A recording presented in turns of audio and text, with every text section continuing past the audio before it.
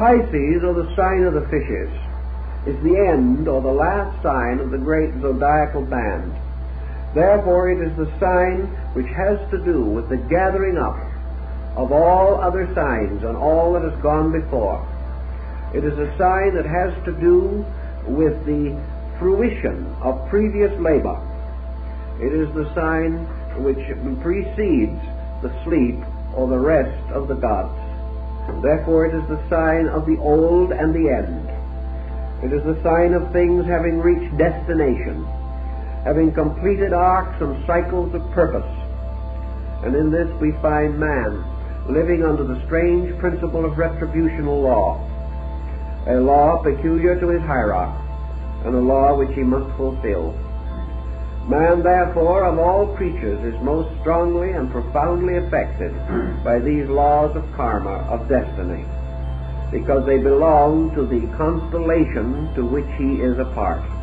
And all life growing in that constellation grows by the laws he grows by.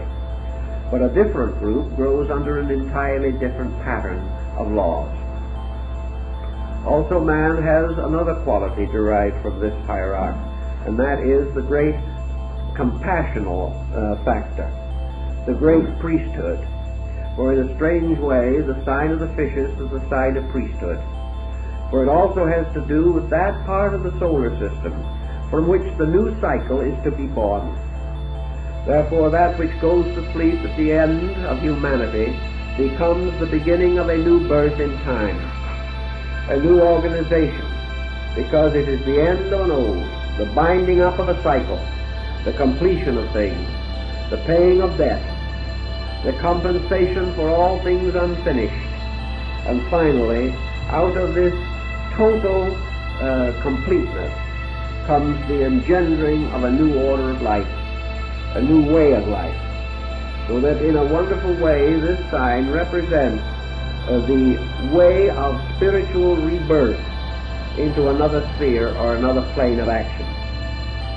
The ancients had all these keywords and all these keys and codes by means of which they identified the activities and powers of the different constellational groups. And each star had its way of life, and each constellation had its laws and its governors, and the principles by which it was eternally modified, or it eternally advanced in its own destiny. This brings us to another concept in ancient astronomical symbolism, namely that space is full of mind, that all of these great sovereign bodies are mental entities as well as spiritual beings. They are mental energies because the ancients were convinced that the suns were alive, that they were not merely masses of energy, but they were the bodies of blessed gods. And we find this so beautifully told to us in the Emperor Julian's oration to the sovereign sun. These suns, these great centers of life everywhere in space, were conscious, rational beings. It was only in comparatively recent times that man came into the conviction that he lived in a world in which he was conscious and other things were unconscious. Ancient man believed that he possessed a minimum of consciousness, and that these greater beings around him were far more conscious and far more luminous and far more aware than himself. Man could not understand these beings, but they could understand him. Therefore, the great central suns were centers of understanding, and therefore of benevolence. And each sun was a being with a spiritual integrity, a rational power of penetration and judgment, and an active principle of generation. These powers operating together meant that these great beings were actually creatures, tremendous, inconceivable creatures, yet at the same time, like all creatures, possessing sentient powers, possessing a kind of self-knowledge and a knowledge of other things, as man possesses these faculties to a more limited degree. Thus there was a sidereal population of rational gods, of great beings, children of the great and superior one from which they all came. And these, like the elders of Revelation, bowed down in adoration before the throne, the great blazing mystery of the invisible sun, which was at the root of life. Thus everything was astronomical. Everything had to do with the setting up of formal thrones by means of which the wonders of nature could be made manifest. Now the opposite extremity of this vast pageantry was what we call earth. And earth was a very strange thing also, because earth was not, as we consider it, something substantial beneath our feet.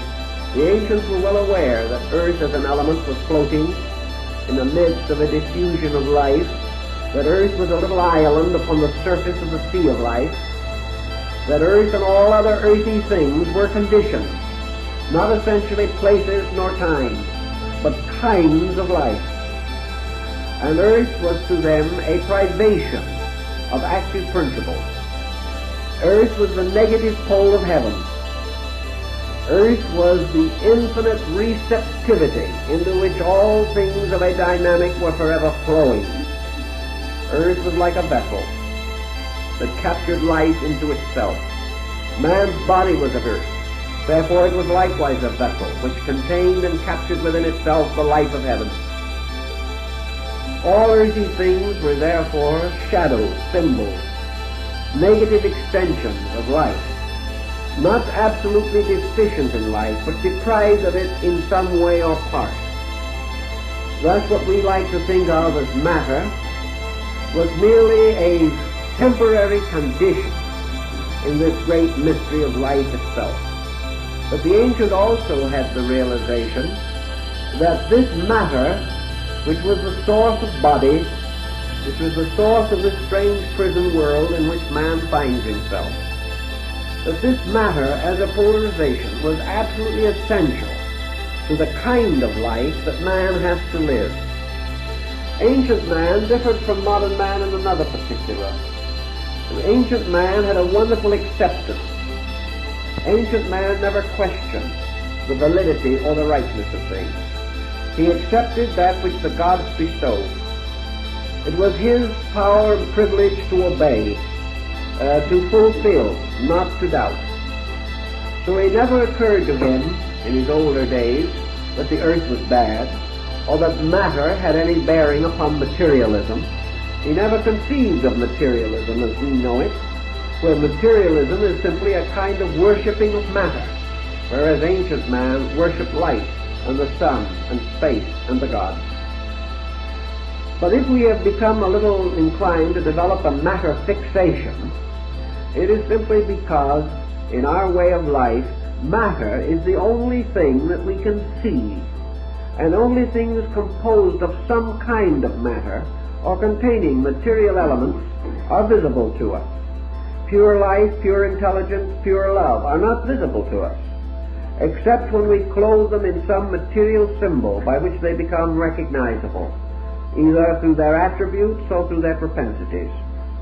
But matter itself, which is body, the beginning of all bodily conditions, is a receptacle which receives into itself the life and light of heaven, as into another kind of earth. And from this earth the light bursts forth again through the seed, and all things grow upward from matter towards the life which is their common source. So we have elements.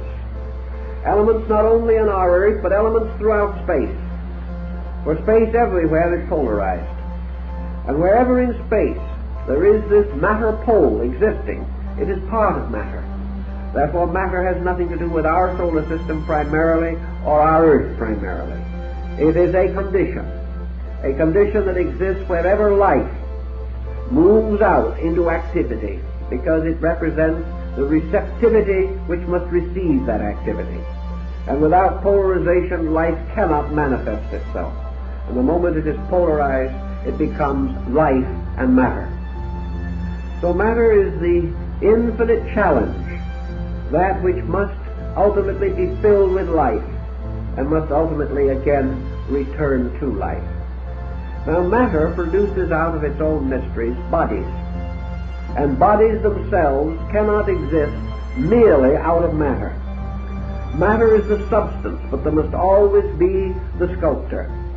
Matter is the clay for the pot, but there must always be a potter to mold the clay. So matter extends on and on through space, visible and invisible actually, where its subtler parts still transcend our perceptions. But matter goes on and on and on.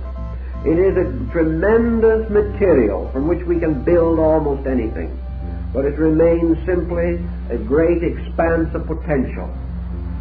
In order that this matter shall become activated, shall have the power to produce out of itself something, or to be molded or made into something, there must arise between space and matter an intermediate power. And this intermediate power the ancients called mind. And mind was the beginning of the principle of form. For mind is the power which, molding matter, organizes it into forms. Therefore, wherever mind operates upon matter, there is form. And both mind and matter disappear in the form. And there is a new compound or a new substance that seems to appear. And this new substance is a species or a kind of life. For minerals, plants, animals, men, supermen, deities are compounds of mind and matter. And wherever these compounds arise, we have the emergence of tangible, growing, unfolding forms of life. The molding of matter by mind makes many wonders possible to us. So the ancients interposed between the firmament of the fixed stars, the great spiritual agency, and the elements of the earth, fire, air, and water, the primordial elements which they knew. Between these two they placed the mysterious septenarial hierarchy of mind, and they formed this mind out of the mystery of the seven planets. And this mind became, by its original power, the thinker, by its reactional power, the reflector. And therefore, by the will of mind, by the creative action of mind, things are generated and formed. But by the reflective power of mind, things are regenerated and reformed. And when mind reaches the point in its development in which it moves from generation to, we might say, regeneration, when it passes from the conquest of matter to the revelation of itself through matter, it then moves into a level which we call psychic. And the soul is the regenerating, redeeming, transmuting power which arises from the reflective attributes of mind. So the ancients had their seven planets, which formed the rational focus.